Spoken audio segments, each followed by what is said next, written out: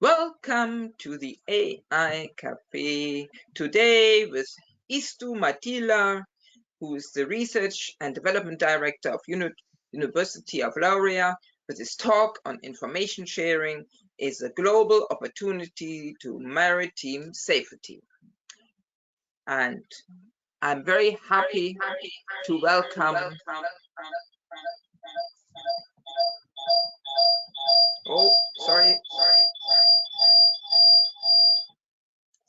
Sorry. Great that you're here. And as always, we start slowly.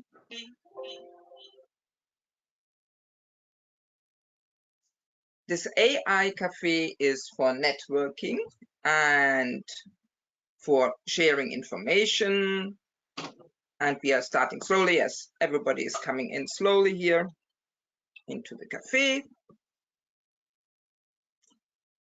My name is Carmen McWilliams. I'm the organizer from Grassroots Arts, and I'm partner in the AI for Media Cafe and AI for Media project, which is funded by the European Commission. Please take notice that the session will be recorded. No confidential information shall be shared in this cafe session. In this cafe, the speakers express their personal view and opinions. This is not necessarily the official AI for Media project opinion. So I'm welcoming all the participants. As always, this is an interactive cafe. Please write us your questions. It would be nice. And after the presentation of the speaker, I will read the questions. And now I will introduce the speaker. Isto is a research and development director of University of Laurea. He has wide working experience covering diverse assignments in different organizations, national and international level. As from 2008 to 2014, he has worked for the European Commission, DG MARE.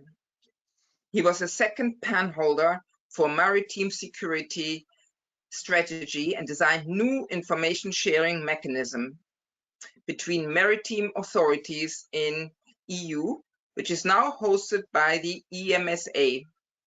Today, he is responsible for R&D activities mainly in international scale.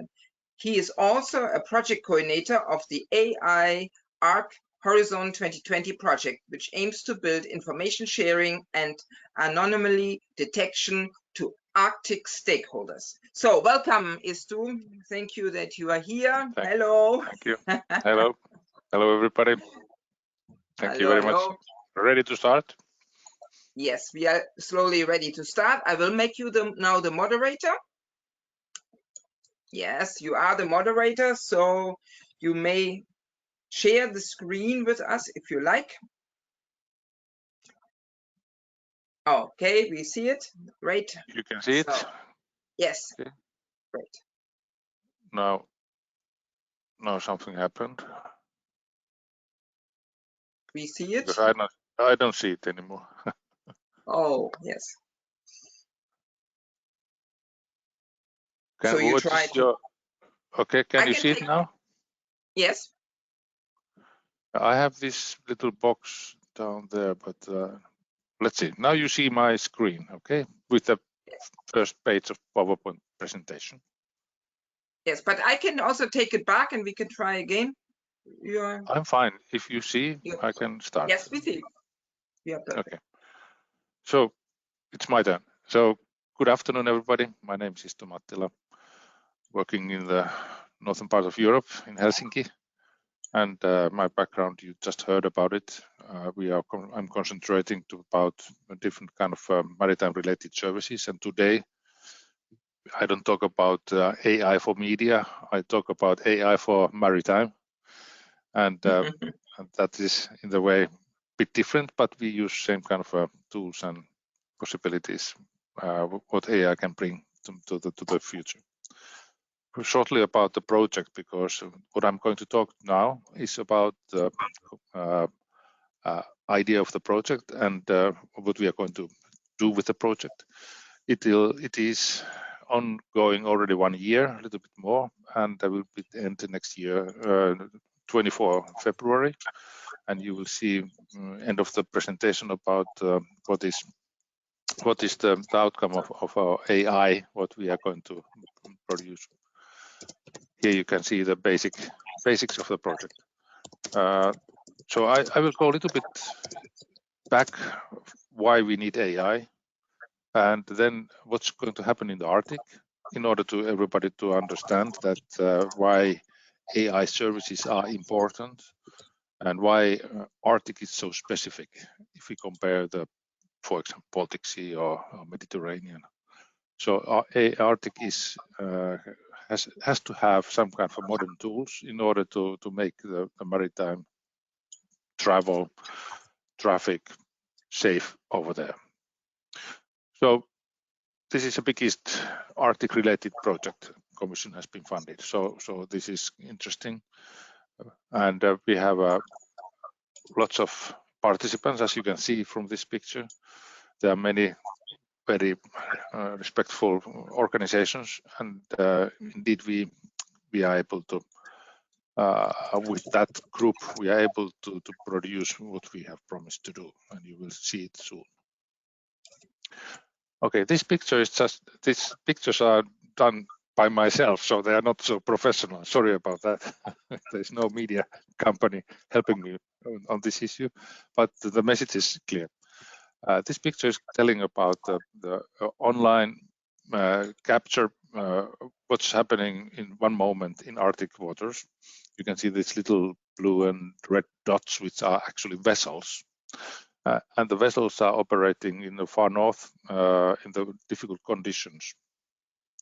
And they don't go much further, what you can see in this picture, because there's ice cover in the polar area, and that's why we are looking for now the services, what happens after the ice has melted, but because this is fact what we can't avoid anymore. And now we have to look about how maritime traffic can survive in the Arctic area where is no infrastructure for safety. There is no Coast Guard stations over there. There is no help if you get grounded, etc. So there are a lot of different type of challenges what we have in the southern waters. People don't live over there, but traffic might be possible to be over there very soon.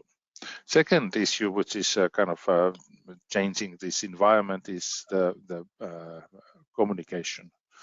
Communication broadband services are coming very soon.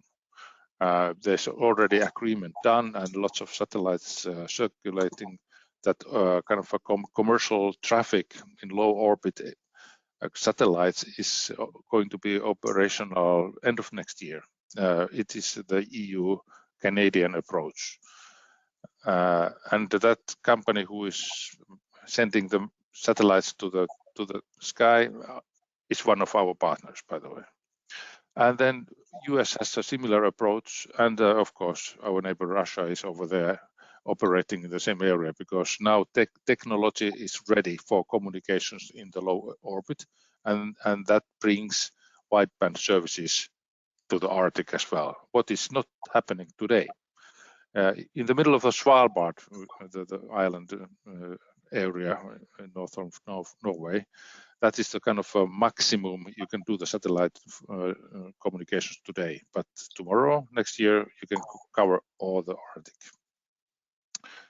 This is something, this climate change is bringing us this new opportunity that we can put the maritime traffic to the area where it hasn't been before. And the reality is that in 2040, the traffic can be started by using the icebreaker services, so they can go directly from the Atlantic to the Pacific. And that means that the route is much shorter, route is much faster and cheaper if you compare about how they do it from the Indian Ocean today. So that is a big change what's going to happen. I go a little bit more detailed on that. Here you have a see from the up, you can see the picture from the sky, from like a North Pole is in the middle, The red lines are telling what is the fastest. Well, that is clear because it's the shortest. The blue ones are meaning the line where the ice is less, but there is certain limitations in the future as well.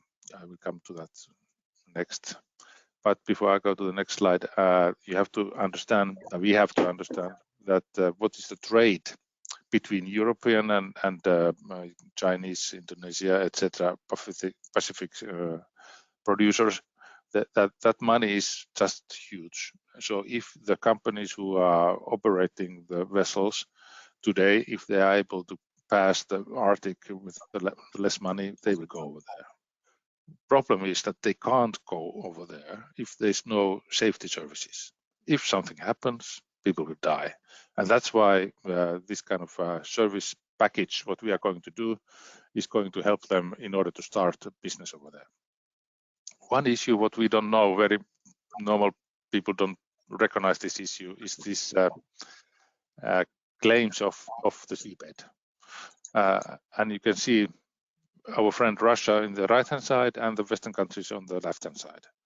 Luckily, the shortest route, which will going to be possible for maritime traffic, is going to be in the west side. So that means that there is no political problems to start this type of the traffic in the future. So this is important to understand. Otherwise, we are under somebody else's control, and the open sea policies don't go as we have used to go with them. And again, in that red line, what you're going to see over there, it is loneliness area of nothing, only ice and polar bears and some seals. No people are living over there. There's no Coast Guard stations, as I said. The only fellow what you can find over there is another vessel. So this brings us to the project, what will change the situation. This the project is kind of bringing the services which are automated by using satellite information mainly. But this picture in the right-hand side is something we need to understand before we go to the services. First of all, the red balloon is something what EU is now operating, and it comes operational next year. EMSA, Maritime Safety Agency in Lisbon, is finalizing the EU CISE network, which means Common Information Sharing Environment. What it is, this is something which is not done before, and it is connecting the EU member states and their authorities to the one network. So that in principle, that means shortly saying one computer can understand other computer without bothering about this background data model over there. So because we bring the new layer, and that means that everybody can talk to everyone. So that will bring big change, and all the maritime authorities, which are actually in EU level 300 or a little bit more, they are able to get information for neighboring authority. Like Swedish Coast Guard can send information to the Finnish Coast Guard, simple like that.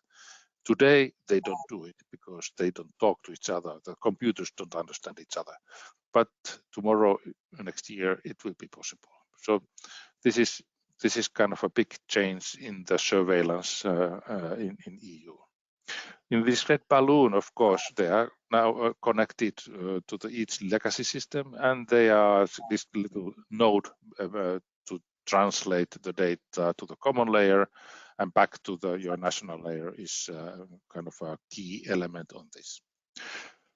This blue balloon, which is Arctic network, is something what we do in the project. So idea is that we will connect all the mariners, not law enforcement, but all the vessels who are operating up there in the Arctic, possible to talk to each other, and in the safety and security topics, which is, of course, it is closed network, but this is possible to organize in the similar way as this red balloon. What comes interesting issue here is that the red balloon is mainly data sharing, And blue balloon is about the service sharing. That means that the different entities who are operating, for example, satellites, can make some conclusive products, and they can share this product to the blue balloon network everywhere in the Arctic area. And what is also the new thing here is that we build up the kind of virtual control room.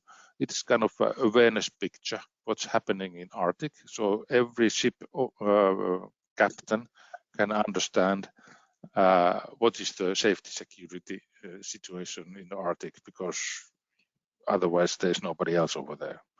And one additional element is this in situ data provider. So we are able to bring all the anomalies from vessels and their observations to the network as well. So that we are able, end of the day, this virtual control room will have a surveillance awareness picture, what we have today in national coordination centers. So this comes public. This is a little technical element to go a little bit deeper to understand that we have this left-hand side, we have these data owners, and then we have these satellite services on the top, and we can bring all the data to the virtual control room. What is important, and the green one is, of course, this EU level network, what we can give them as well. This right-hand side, they are 3 different types of the data, of course, what we try to categorize our services. The red one means that only the authorities can have this type of the services, because they are linked to the law enforcement, they are linked to the GDPR element issues, the registers of the criminal records, or the bad guys discussions are over there. Then we have this blue one, which is kind of like an iceberg awareness picture, which is provided by national climate institutes, weather institutes in many countries, etc. So those institutes in EU and national level who wants to share their data, they can bring the services, and it's for free. And most important issue or new element is that the green line is that you can buy and sell the services. So there comes also the marketplace. What it means that if you are owner of the data, whatever you collect from the satellite, for example, there are a lot of satellite providers in the world.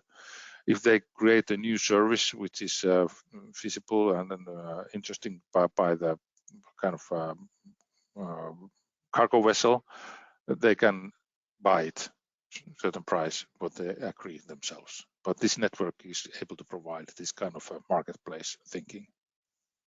So very simple. Because we have these satellites, let's make them visible in the way that services can be applied to the end user and stakeholder. This is not a rocket science, but so far it has been so fragmented approach that the people are not able, mariners at sea, they actually don't have satellite services today. And here we have a long list about interesting issues. I go a little bit deeper, but this is just to show you that using the satellites, actually you can do lots of different things if you wish. I don't read this slide for you, but if you go a little bit through, you can see that there are maybe issues you don't know, but there are a lot of kind of elements what might be valuable for coast guards to understand. And definitely in the area where they don't have themselves patrols or they don't have radars, we can use this from satellites actually globally. And when it is global service, that means that whenever the service provider is having this kind of ideas what you can see in the front of you, then it might be valuable and it is profitable for the data owner as well. I go a little bit deeper on this because this is the core of the project and core of the AI services, because we should talk about the AI more than the geopolitical issues here. So all these blue lines are something what we do during the project.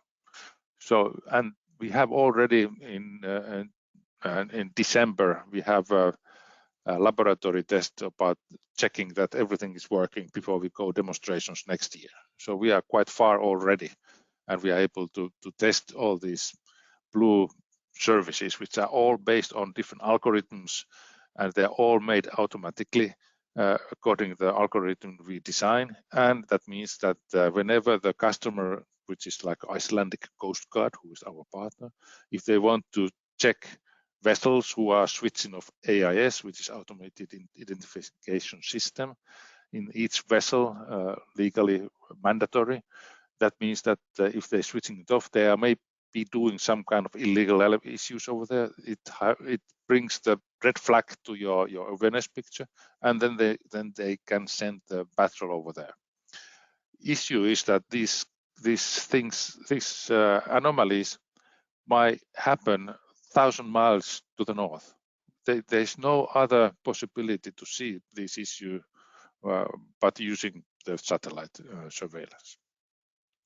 We have these two demonstrations, one in Arctic and one in Baltic area, and next year, and we will open the demonstrations also to the public, so people will understand how capable satellites are today actually. And the marketplace will be there, the virtual control room for every ship owner or the fishing vessel able to see different things what they kind of wish to see. The new one, this is a very topical issue. I just added over there because this is something what we can do. It's not even difficult. We can follow the pipelines in Baltic Sea. You know the story about last week when they have explosions over there. If somebody would have taken this kind of services in use in time, we could say who was there on the top of the explosions and what time and what nationality, etc. So this is quite interesting issue what we are able to do in the future. I go a little bit even more deeper on this issue. This critical infrastructure needs to be followed because we have the security problem coming from the east at the moment. And there's an example over here about the Baltic Sea. This picture has been taken just a public source.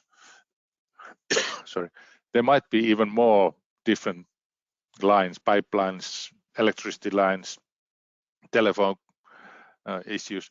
There, the seabed is full of different kind of critical infrastructure elements. If somebody is asking us, let's follow what's happening on the top of the cable or pipeline, we are able to do it. It's not even rocket science. It's just about money and time. And this kind of a capacity is coming very soon, and we are capable to do that. All this brings us to the awareness picture, which is building these AI-based services to everybody's hand. And you can have it even your phone or your laptop. And that means that this awareness thinking is coming to the everybody's use, which makes possible to widen up the commercial services. That one who has the data can make a service, and the service can be delivered to those who pay from that. Of course, there are free services as well. This is kind of a concluding about before we start discussing what this type of approach will bring. The situational awareness, I tried to explain already how important it is to understand what is happening around of your vessel when you are operating in the Arctic, where there is no safety services available. The first and closest safety service is neighbor vessel. And if you don't know where the neighbor vessels are, you are pretty alone over there. And that's why the situational awareness picture is very valuable for your safe travel. But in order to make the travel more safe, you need to have a services, not just to have the radar picture. You need to understand what is the iceberg drifting direction, where the cracks in the ice are, where are the next vessels in order to I have a problems, etc., etc. What is the forbidden area to go? Where there's some kind of exercises, what to avoid. A lot of these maritime related kind of burden. Without awareness picture, you are not able to go over there. But we will bring this capacity. Second issue, which is important for these difficult days about the security today, the Arctic cooperation is possible to organize. That means that the Coast Guard authorities can organize themselves. That let's patrol coherently. That means that my country takes responsibility that area this week, and your country takes that area the next week. That means that we don't have overlapping capacity, and we can cover the area as widely as possible using the existing capacity of the different coast guards. So this Arctic cooperation, due to the awareness picture and AI services, is bringing just a new element over there. So in this way, when the coast guards are cooperating, we have awareness picture. That means that it brings safety and security to all the activities over there. It's not only vessels, by the way. There are a lot of seabed operators. There are oil pumping and fishing and etc. There are a lot of issues which is not only for these big container vessels. Okay, the communication will increase, and you can bring all the kind of everyday work as it is in Baltic or Mediterranean or Atlantic today. So, which is not the case today in the Arctic. Okay, and the rescue asset coordination is this cooperation by the Coast Guard. And super important is that even the climate is changing.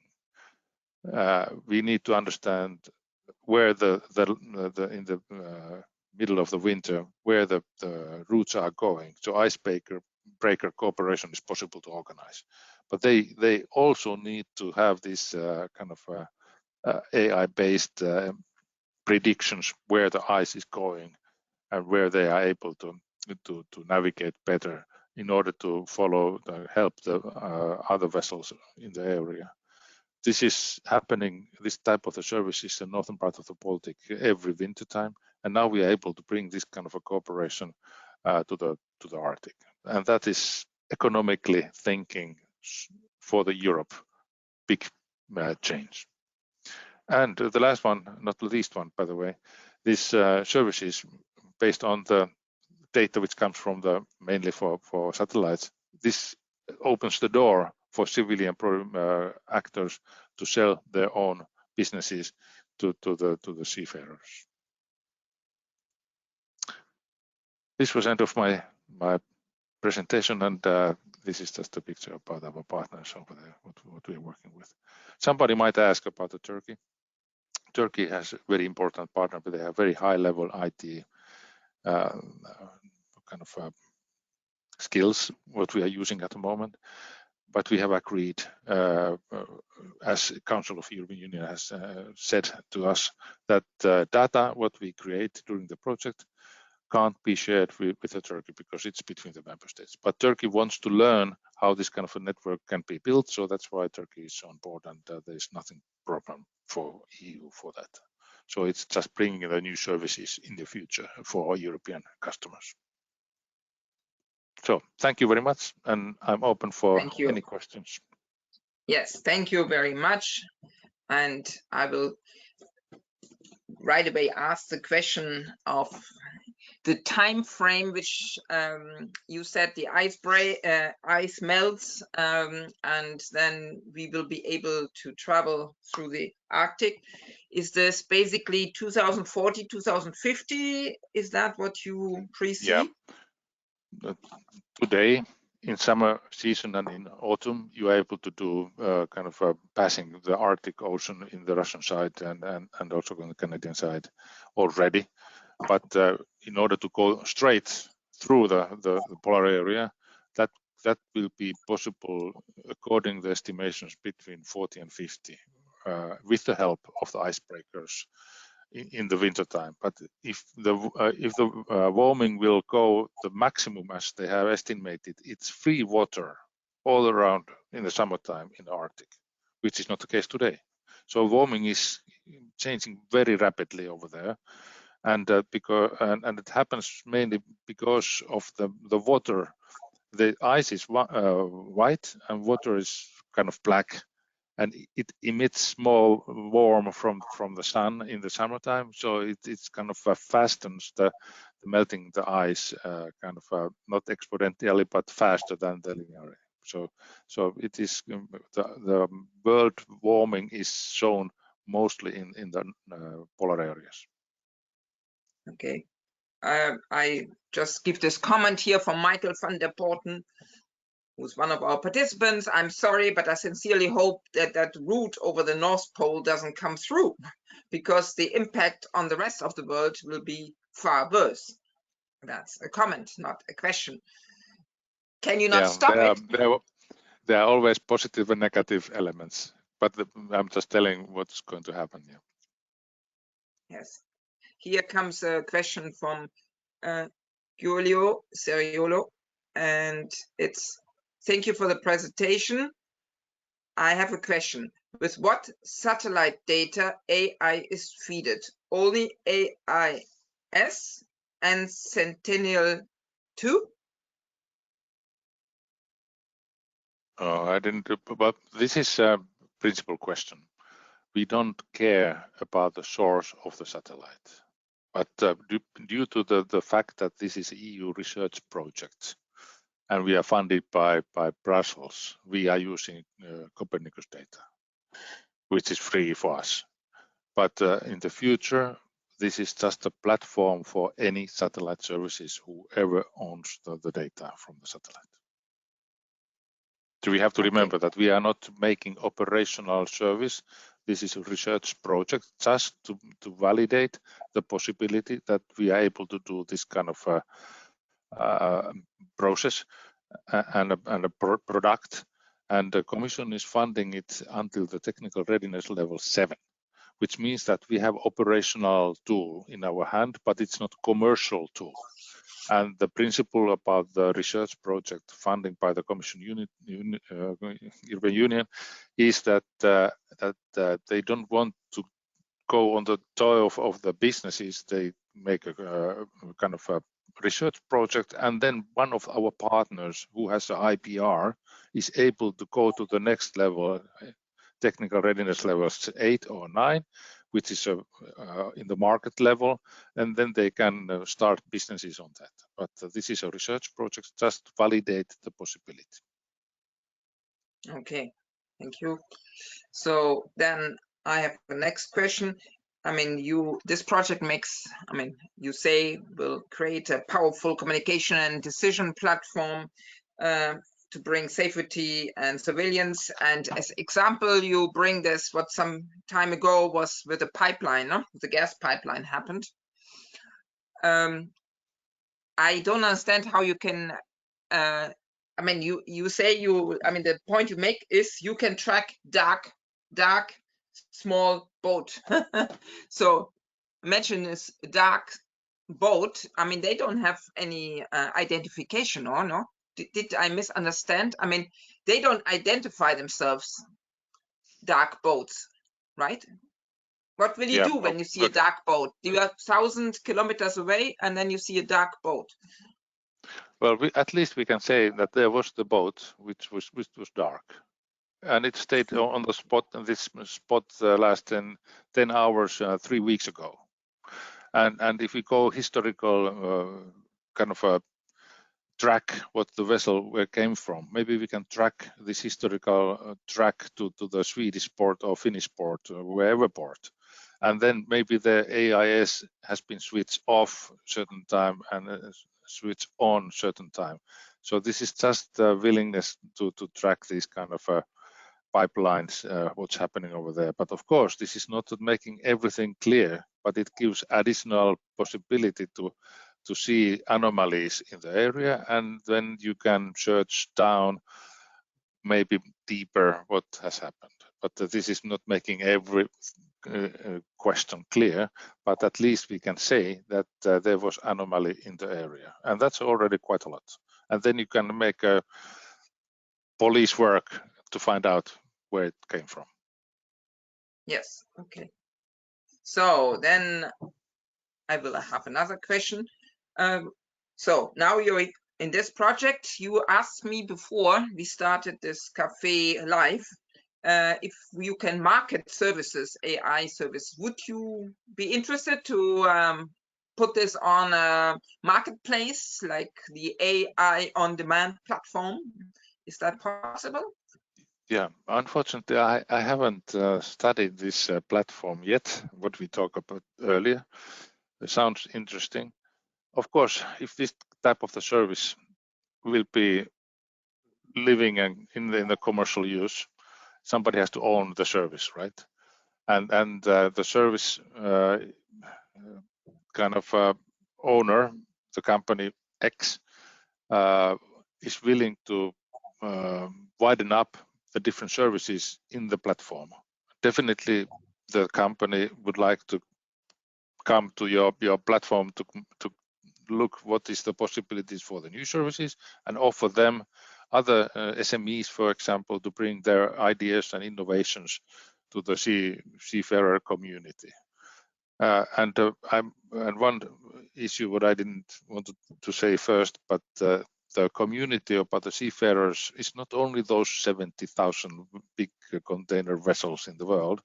There are other vessels as well. There are all the law enforcement, all the private yachts. My little sailing boat could be the one of the customer over there. If I go to the area and if I get helpful information from the satellite, why not to buy that one? So the market can be quite big, and that's why this type of the marketplace sounds feasible idea, but it is not maritime people. The awareness about that type of the marketplace is not existing within the people of the maritime profession.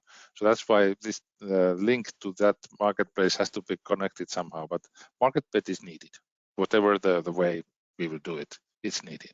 Actually, we do in our project also market research, and we will measure that how many customers this type of the service could have, and how many other one, what it means, because the tools, what you need on board, you don't need nothing else. You have already tools over there. So investment is zero, but when you start using the services, then you need to pay, of course. So that's we are doing this kind of a market study, and if it looks and sounds giving the green light for one of our partners, this kind of service platform can come to the reality in 3 years' time. Yes. I'm personally very interested in this because I like boating. So, and I mean I also had this basically this use case that you are starting also private vessels. No? I mean like even pleasure vessels will when they take normally, holidays. This is a change of rule what we have today, because technology is developing very fast, and today the awareness picture is only in use by law enforcement, coast guards or police organizations, whoever operating at sea. They have a quite nice picture, the map where the vessels are going, anomaly is not so much, but they understand what's happening over there. Now we can bring the same issue to everyone. And it's, for example, this fishing vessel coordination, etc. I think if they would know where everybody else is, other fishing vessel, your competitor is, maybe I don't go to the same area, maybe I go a little bit the other area. And that brings them awareness picture, which might be beneficial for their businesses as well. So the opportunity to have awareness picture by everybody and having these services inside over there, that is, and they are made by satellite data, most of it. So that is added value for everyone over there at sea. So it's not only the commercial traffic. Yes. Okay, I will now slowly, as there are not many questions anymore coming, I will now close slowly. Comes the last question, and how you could get more data. I mean, I just practically, I know the data is the oil for the AI application and for the platform in the moment you use Copernicus, but how could you get, how would you get more maritime information, data. Good. The data is glue for whole business. If you don't have a data, you don't have AI services either. So where to get the data is the question. Of course, satellite data is one element, and there are a lot of satellite providers. So there's a lot of different type of the satellites and different type of the services. So that is the main in the Arctic at least. But if you go a little bit further in this thinking, you could use the coastal information as well. So maybe somebody selling radar information, radar data.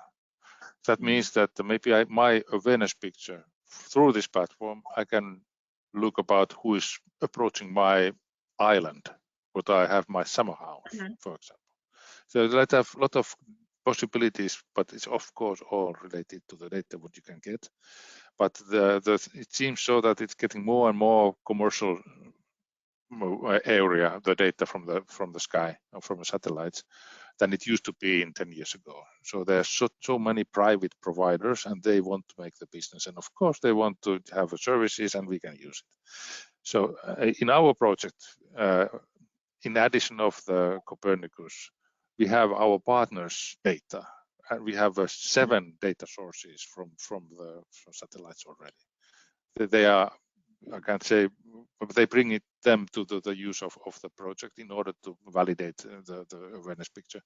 But this is just showing that there is a huge interest to bring new data providers to the market. Yes, and you have already plans for you yourself. Have plans for commercializing? I mean, this is confidential information. Don't share confidential information yet. But no, would of you course have interest? We see the commercial opportunity here, which is strong. Just to understand the satellite data, it is not only the radar data what we get. We can collect the data from there, from the vessels. We can see the infrared data. We can see the kind of different types through the clouds data. There are a lot of, you can use many types of the data, even if the data is not high resolution, but because the satellite is moving and taking the same picture but the same object, it comes the much more clear the picture, so that we can use cheap satellites as well. And there's one company who is doing this type of approach that they are using cheap satellites, but the picture is very sharp. So it's their technology is developing, but you need to have somebody who is collecting the data to the somebody platform, making the service on that, and offering it to the customer. And this is the first opportunity what we do in the Arctic. But of course, we understand that this is a global service. And actually, we have promised to do a couple exercises in other areas of our interest waters. And in order to give some kind of information for the law enforcement authorities. Without, I can't say it here, but it's we can go to the sensitive area as well. Yeah, I mean it's so actual because we just had this attack on this gas pipeline, Nord Stream, that we all know exactly what we're talking about here. So we are knowing that we have some blind eyes, and we are very, I mean, I think most citizens are aware now that there has to be something done. And it's I can say that for Baltic Sea, where I come from, Helsinki, we have 7,000 vessels all the time in the Baltic Sea, going left and right and up and down. Nobody in human point of view, we are able to share them actually what they're doing. We need AI type of the services which are automated with a certain type of the kind of warning signals, kind of telling that when the anomaly happens, it wakens up the watch officer, and they're able to activate themselves. But just looking for the picture, it's not enough. We need the AI type of the approach in order to them to have a new information. Yes, because in our public press in Germany, basically the answer was to the public, it's impossible to it's impossible to watch all the time or everything. So, but yeah, they by didn't human think, point of view, yeah, but using AI service, you can do it. yeah, so it's a very good use case. I mean, so unfortunately, it's very actual, and yes. Yeah. Okay, I think for today we are closing the cafe, and I think this was a great and interesting presentation and also a great chat and question answer session. And I will send the recording afterwards to you. You check it and tell us if you want to publish it. I mean, if I shall publish it. And thank you very much. If anybody wants to contact you directly, is this possible? Yes, it is. Yeah, we are working with public money, so why not? It's our responsibility. However, by the way, our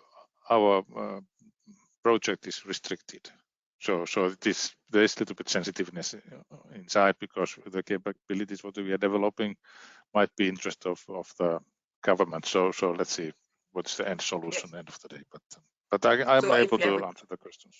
Yeah. So just a question. If somebody has a question, maybe. Yeah, of course. Send it directly.